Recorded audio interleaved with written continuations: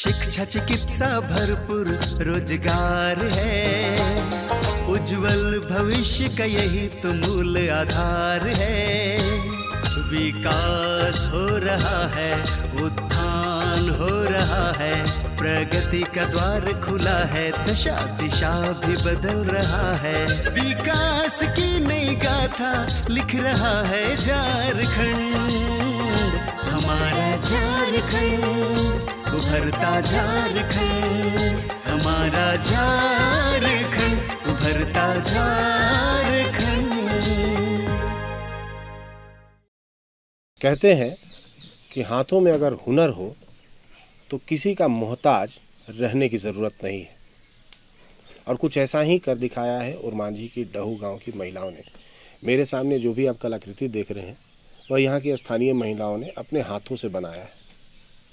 इन महिलाओं की अगर कहानी सुनेंगे तो आज से 10-12 साल पहले इनके पास किसी तरह का कोई रोज़गार नहीं था, लेकिन अपने आत्मविश्वास के बल पे और अपने हाथों पे भरोसा करते हुए बांस की कलाकृति बनाना इन्होंने सीखा। इनके गांव में खुद भी बांस का उत्पादन होता है, लेकिन जहां पहले वह एक बांस 100-50 रुपये में बिकता था, लेकिन आज वही बांस थोड़ा सा उसमें मॉडिफिकेशन करने के बाद में जो भी तमाम तरह की जो कलाकृति आप मेरे सामने देख रहे हैं उसको देख करते हुए अब उसी बांस की कीमत लगभग 10,000 रुपये हो जाती है। तो आप अंदाज लगा सकते हैं कि कितनी गुणात्मक रूप से आमदनी में बढ़ोतरी हो रही है। और इस पैसे का सदुपयोग यहाँ की महिलाओं ने अपने बच्चों पर किया है, अपने परिवार पर किया है, अपने जीवन यापन के साधनों पर किया है। तो आज के अंक में देखते हैं कि कैसे अपने हाथ के हुनर से स्वरोजगार को जन्म दे रही हैं यहाँ की महिलाएं।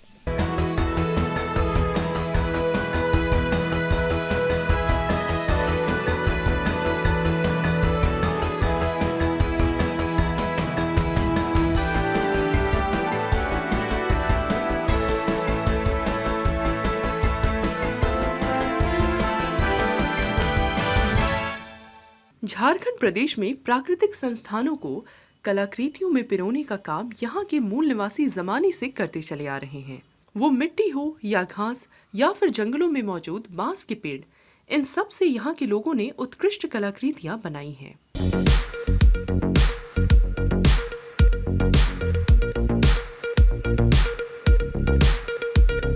सच पूछा जाए तो इन कलाकृतियों के माध्यम से इन लोगों ने न सिर्फ अपनी आजीविका चलाई है, बल्कि अपनी संस्कृति को भी इस कला के माध्यम से संजोए रखा है।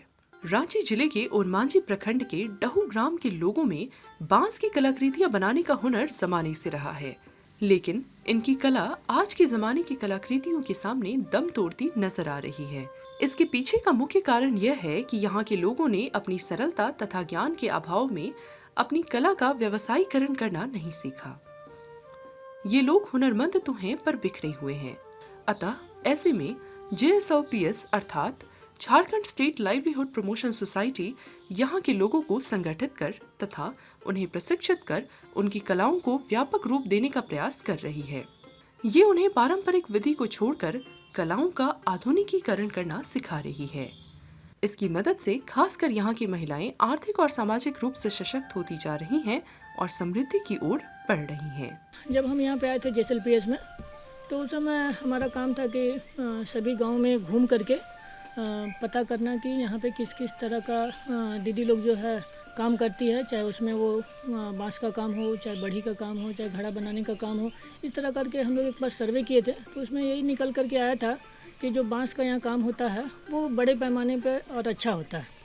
तो हम लोग यहाँ से जब सर्वे किए तो हमारा लगभग 8 से 9 गांव है जहाँ पे दीदी लोग मिल करके बांस का सामान बनाती है। उसमें से एक डहू गांव है जहाँ पे महावीर दादा और जीतन दीदी जो है वो काफ़ी अच्छा बांस का सामान बनाती है। तो इन लोगों से हम लोग मिले और मिल करके बात किए कि अगर आप लोग जब ट्रेनिंग लेते हैं या ट्रेनिंग देते हैं तो क्यों नहीं इसको हम लोग अच्छे से करेंगे, और जितने भी तरह का आर्ट का सामान होता है उसको हम लोग बना करके इसको बाज़ार में बेचने का काम करेंगे। फिर धीरे धीरे इन लोग के साथ हमारा मीटिंग हुआ। मीटिंग में इन लोग को सारा जानकारी दिए और इनका जो सामान है इसको हम लोग अमेज़न एक ऐप है उसमें हम लोग इनके सामान को अपडेट किए हैं, और अभी ऑर्डर तो धीरे धीरे आना शुरू हो गया है। और देखते हैं आगे भी हम लोग को डिस्ट्रिक्ट DRDA से और डिस्ट्रिक्ट एडमिनिस्ट्रेशन से भी हम लोग को सपोर्ट मिल रहा है कि इसको हम लोग अगर क्लस्टर लेवल पे इस आर्ट को अगर आगे बढ़ाया जाए तो इसको और अच्छा रहेगा। डहू ग्राम में बांस का इस्तेमाल कर यहाँ की महिलाएं पारंपरिक तरीके से सूप और टोकरी आदि बनाने का कार्य किया करती थीं। इसके अलावा ये लोग इस कार्य को अकेले अकेले किया करती थीं। इनके पास न कोई कार्य नीति थी, न ही बाजार की कोई व्यवस्था। JSLPS ने इन्हें योजनाबद्ध तरीके से कार्य करने का प्रशिक्षण दिया और इन्हें संगठित किया। इसके बाद ये लोग बांस से विभिन्न कलाकृतियां जैसे पेन स्टैंड, लैंप, गमला, फूल, पत्तियां आदि बनाने लगी हैं। इससे इनकी कलाकृतियों की बाजार में मांग बढ़ रही है और इनकी आमदनी पहले की तुलना में काफी बढ़ गई है। जब हम शुरुआत में यहाँ पे आए थे तो दीदी लोग मतलब कोई मतलब संगठित नहीं थी। लोग अपने से मतलब अलग अलग जैसे एक घर है, एक घर में अगर केवल बन रहा है तो सूप और टोकरी ही बन रहा है। तो हम लोग जब बैठ कर के यहाँ बात किए तो हम लोग यही बोले कि नहीं, सूप और टोकरी बनाने से हमारा काम नहीं चलेगा, क्योंकि ये सूप टोकरी जो है सभी जगह बाजार हाट में भी मिलता है। अगर हम लोग इसको कुछ डिजाइन दिया जाए और डिजाइन के माध्यम से अगर कुछ हम लोग करते हैं तो हमारा उसमें पैसा भी ज़्यादा मिलेगा और समय भी हमारा बचेगा। और इन लोग को ट्रेनिंग हम लोग दिलवाएं, कुछ लोग को ट्रेनिंग दिलवाएं और कुछ तो अपने से भी ट्रेंड है। तो आज ये लोग बहुत तरह का सामान बना रहे हैं, कम से कम 50 से 60 तरह का आइटम जो है, जो आज बाज़ार में इनका डिमांड है और उस डिमांड को ये लोग पूरा भी करते हैं। और अगर कोई बाहर से ऑर्डर भी देते हैं कि इस तरह का डिज़ाइन है, इसको आप लोग बनाइए, तो वो डिज़ाइन भी ये लोग बना करके सप्लाई कर रहे हैं। आमदनी जब बढ़ती है तो इंसान के रहन सहन, खान पान, वेशभूषा सब में बदलाव आता है। डहू ग्राम की महिलाओं ने जब से अपनी कलाकृतियों का आधुनिकीकरण किया है तब से उनकी आमदनी काफी बढ़ गई है। इसकी वजह से इनके रहन सहन, खान पान तथा पहनावे में अब काफी बदलाव आया है। इनके बच्चे अब सरकारी स्कूल से निकलकर प्राइवेट स्कूल में पढ़ने जाने लगे हैं। अच्छे से काम करने लगे तो पहले की तुलना में आज इन लोगों का स्टैंडर्ड काफ़ी बढ़ा है। अब आजीविका से अगर हम लोग बात करते हैं तो वही हम आप लोग को बताना चाह रहे थे कि पहले लोग टोकरी बनाते थे तो टोकरी का कीमत 50 रुपया होता था। अब उसी टोकरी को हम लोग डिजाइनिंग टोकरी बना दे रहे हैं और जो हम अभी बताएं कि 50-60 तरह का आइटम अगर ये लोग बना ले रहे हैं तो इनके आजीविका में पहले एक घर का लोगों का केवल आजीविका चलता था। आज समूह में 12-13 लोग हैं तो 12-13 लोग का भी आजीविका में बढ़ोतरी आया है। पहले लोग सरकारी स्कूल में जाते थे या उनका रहन सहन में थोड़ा सा बहुत कमज़ोर थे। अभी है कि थोड़ा सा उनका रहन सहन में, उनके खाने पीने में, उनके कपड़े में, स्कूल में, ये सब में उनका मतलब इजाफा हुआ है और पहले की तुलना में इन लोग बेहतर खुद महसूस कर रहे हैं कि हम पहले क्या थे और अभी क्या हो गए हैं। डहू ग्राम में बांस वस्तु हस्तशिल्प महिला समिति का नेतृत्व करने वाली जीतन देवी के यहाँ बांस से कलाकृतियाँ बनाने का कार्य इनके पूर्वजों से चला आ रहा है। शुरुआत में तो हम लोग पहले बांस फाड़ने का आइडिया लिए, सीखे। जब बांस फाड़े तो उसको ऐसा पतला पतला करने का हम लोग सीखे। पतला जब हो गया तो वही ई वाला चटाई बनाने का सीखे। उसके बाद नहीं छोटा छोटा जो गुलदस्ता हो गया रंग बिरंग का, तो ही अपना दिमाग ने सोचे कि भाई ये तो पुराने हो गया तो कैसे हम लोग का मार्केटिंग आगे बढ़े। तो ही हिसाब से फिर दूसरा आइटम नया नया निकाले। देखिए पहले तो ये वाला जैसे ये भी बांसे है यार, ये भी बांसे है, ये सिंपल हो गया और यहाँ इसको थोड़ा सा डाल दिए तो डिजाइन आ गया, तो इसका थोड़ा डिमांड ज़्यादा होता है। ये बात अलग है कि आज के दौर में पारंपरिक विधि से बनाई गई कलाकृतियों का कोई मोल नहीं। अतः ऐसे में इन्होंने पारंपरिक विधि को छोड़कर आधुनिक विधि अपनाई। इससे पहले जहां एक बांस से टोकरी, सूप आदि बनाकर वे 1500 रुपए कमाती थी, आज वे एक बांस की कलाकृतियों से 10 से 12 हजार रुपए कमा लेती हैं। देखिए हम लोग का तो पूर्वज से ही चला आया है यही वाला कलाकृति बांस संबंधी, लेकिन आज का डेट में फाइबर का सारे कुछ निकल गया है तो हम लोग का रोजी रोटी नहीं चल रहा है। बाल बच्चा पढ़ाने लिखाने में दिक्कत हो रहा है, सेलिंग नहीं हो रहा है। तो ही समय चुने कि हम किस रास्ता में चले जो घर का विकास होगा, बाल बच्चा इसी तरह से हम पढ़ाएंगे लिखाएंगे। तो ये वाला डिजाइन काम जब से पकड़े हैं तब से मेरा अच्छी तरह से चल रहा है। वो जो सूप खांची पहले सास ससुर लोग आजा दादा लोग ये लोग करते थे, तो उसमें एक बड़ा बम्बू बांस होता है, तो कैसे न करते हैं मेहनत से। हम भी किए हैं 1-2 बार वो काम को, तो उसमें 2000 1500 1000 रुपया खूब खिसा के 1000-1500 उससे ज़्यादा नहीं होता था। लेकिन जब से हम ये डिजाइन वाला काम को पकड़े हैं वही बांस में, तो एक बांस में मेरा इनकम 1000 से 10,000 12,000 का होता है। जीतन देवी जब बांस की कलाकृतियां बनाती हैं तो इस बात का विशेष ध्यान देती हैं कि उनकी कलाकृतियां आज के जमाने के अनुकूल हों। इसके लिए वे जहां भी जाती हैं वहां इस बात को बड़े नजदीक से देखती हैं, समझती हैं कि आज के जमाने में क्या प्रचलित है। इसके हिसाब से वे नवीनतम डिजाइन अपनी कलाकृतियों में सम्मिलित करती हैं। डिजाइन के मामले में तो देखिए अभी भी जैसे बाहर जाते हैं, एक कपड़े का उदाहरण, कपड़ा जब पुराना हो जाता है तो कहते हैं कि इसको नहीं पहनेंगे, जो नया देखते हैं उसी को कहते हैं इसी को पहनेंगे।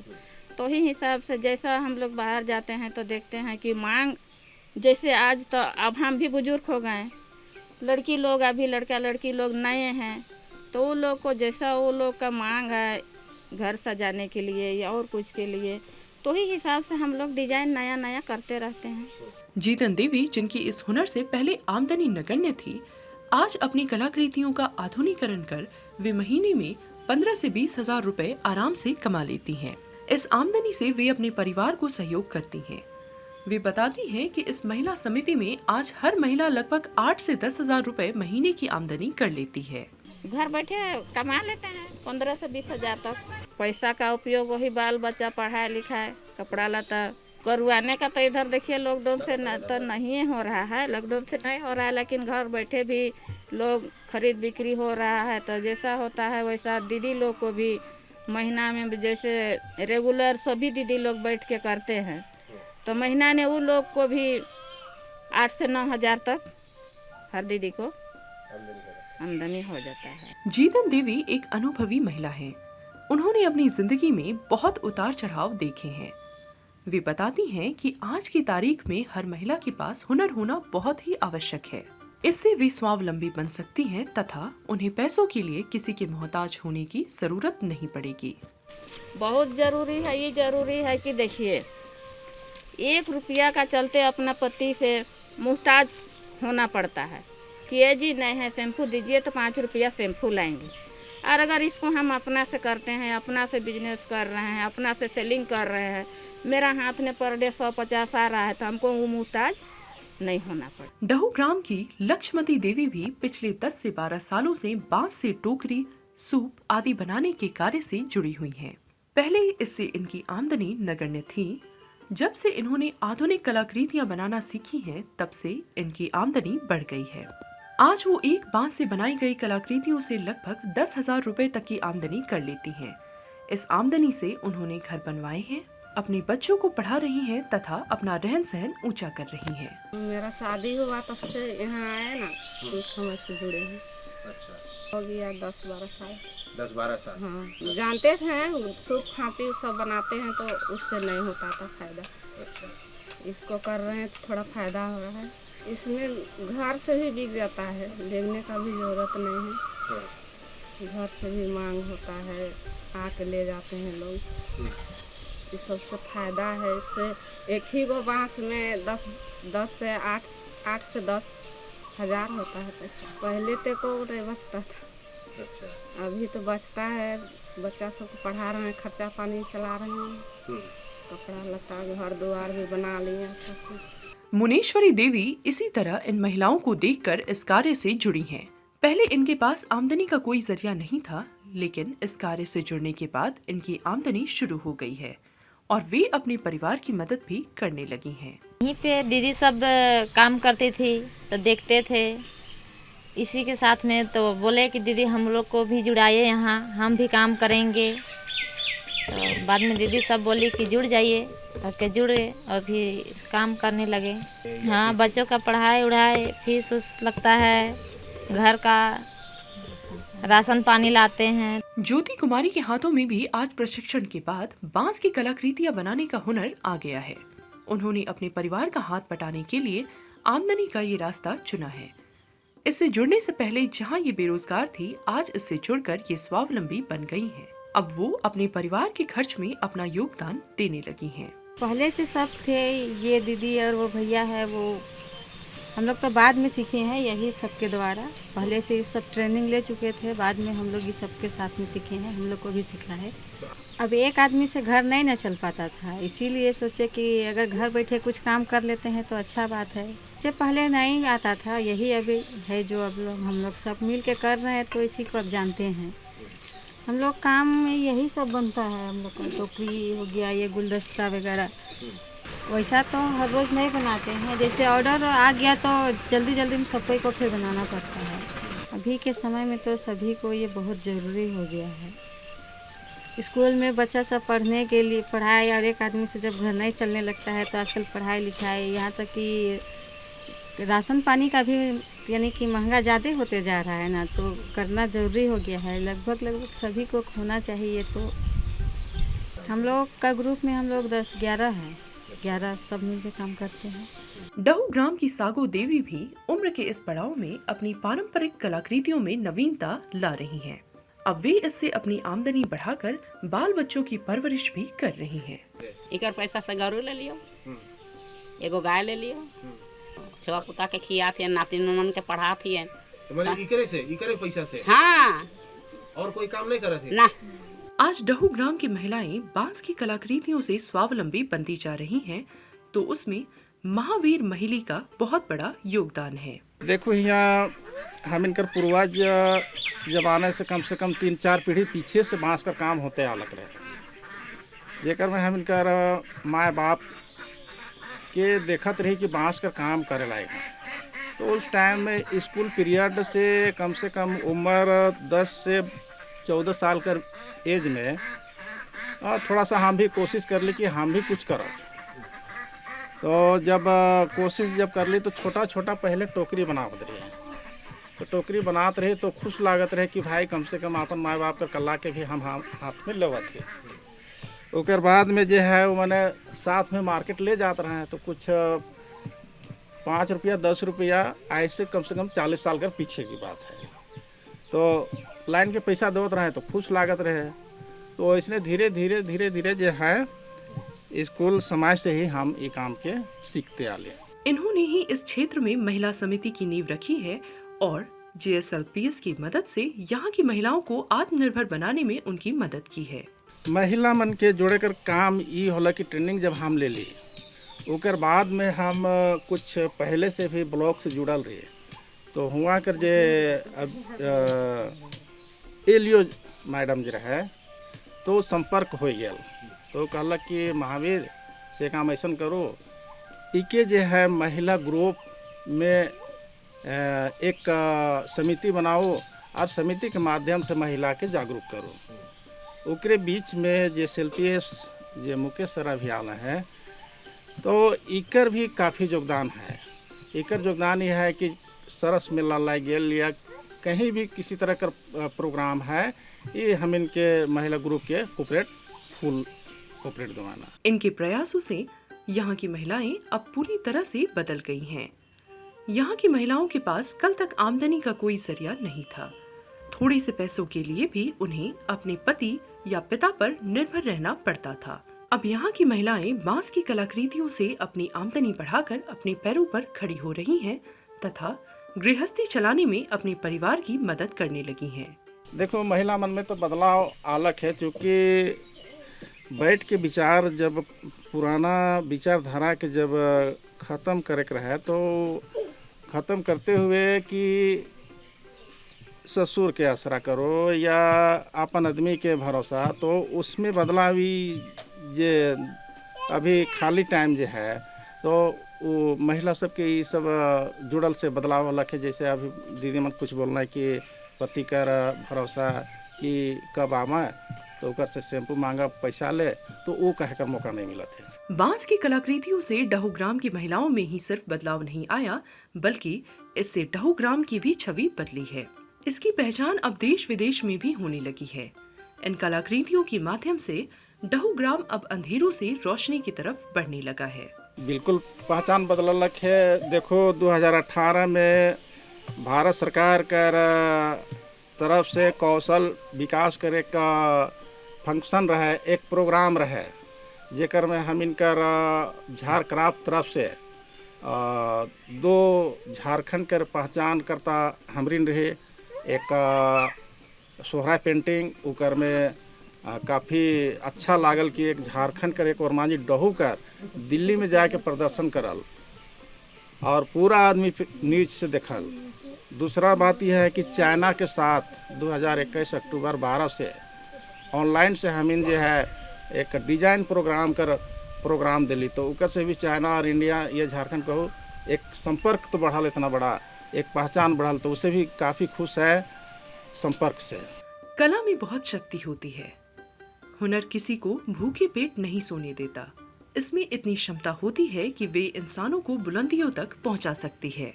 जरूरत है तो इसे समय के साथ परिवर्तित करने रहने की। रांची के ओरमांझी प्रखंड के टहू ग्राम में पुराने जमाने से ही लोग बांस की कलाकृतियां बनाते आए हैं। इसमें JSLPS ने नवीनता लाकर इनकी कलाकृतियों की कीमत को फलक तक पहुंचा दिया है। यहाँ की महिलाएं इससे लाभान्वित होकर समृद्धि को प्राप्त कर रही हैं।